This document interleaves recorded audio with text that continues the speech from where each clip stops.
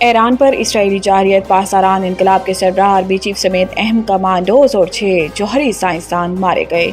امریکی اور اسرائیلی میڈیا کے مطابق دارالحکومت تہران سمیت مختلف علاقوں میں زوردار دھماکوں کی آوازیں سنی گئیں۔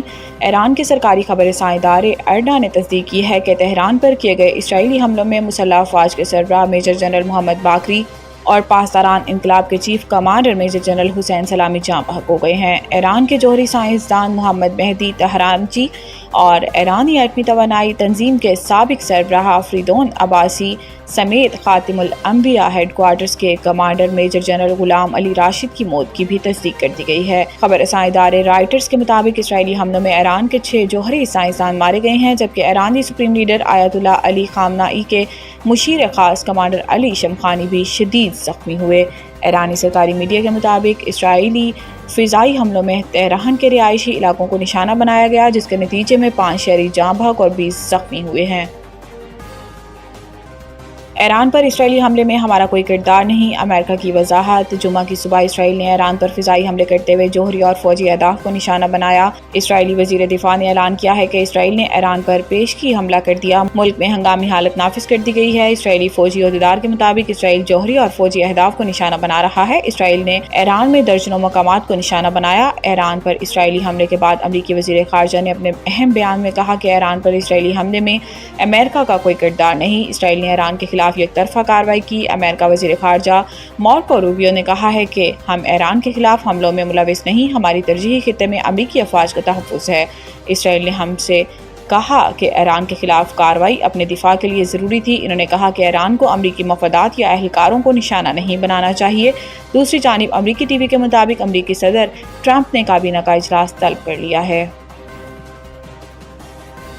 اسرائیل ایران کشیدگی، عالمی منڈی میں خام تیل کی قیمتیں بلند ترین سطح پر۔ مشرق وسطی میں ایران اور اسرائیل کے درمیان کشیدگی کے باعث عالمی منڈی میں خام تیل کی قیمتوں میں زبردست اضافہ ریکارڈ کیا گیا۔ تیل کی قیمتوں میں حالیہ اضافہ روس یوکرین جنگ کے بعد سب سے بڑا اضافہ قرار دیا جا رہا ہے۔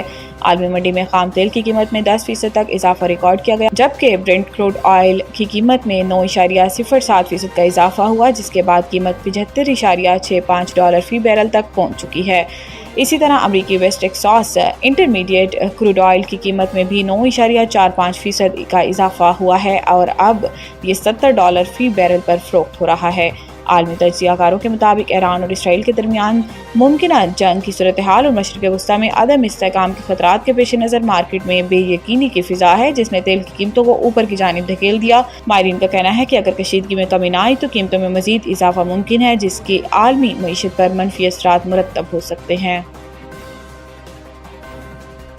2 سال میں ترسیلات زر میں $10 ارب کا ریکارڈ اضافہ ہوا۔ وزیر خزانہ اسلام آباد وفاقی وزیر خزانہ محمد اورنگزیب نے ترسیلات زر میں اضافے کو ریکارڈ اضافہ قرار دے دیا۔ قومی اسمبلی کی قائمہ کمیٹی خزانہ کو بریفنگ میں وزیر خزانہ نے بتایا کہ 2 سال میں ترسیلات زر میں $10 ارب کا ریکارڈ اضافہ ہوا۔ 30 جون تک اسٹیٹ بینک کے مالی ذخائر $14 ارب تک پہنچ جائیں گے اور ترسیلات زر اس سال $38 ارب تک ہوں گی۔ وزیر خزانہ نے کہا کہ رواں مالی سال $1 ارب کا کمرشل قرضہ پاکستان کو ملے گا۔ اس سال پانڈا بانڈ جاری کریں گے اور آئندہ سال انٹرنیشنل مارکیٹ کا رخ کریں گے۔ ان کا کہنا تھا کہ حکومت اور IMF بے نظیر انکم سپورٹ پروگرام کا بجٹ بڑھانے پر ایک پیج پر ہے۔ بے نظیر انکم سپورٹ پروگرام میں 700 ارب سے زائد کا اضافہ کیا، جبکہ متوسط طبقے کو گھروں کی تعمیر کے لیے سستے قرضے دیں گے۔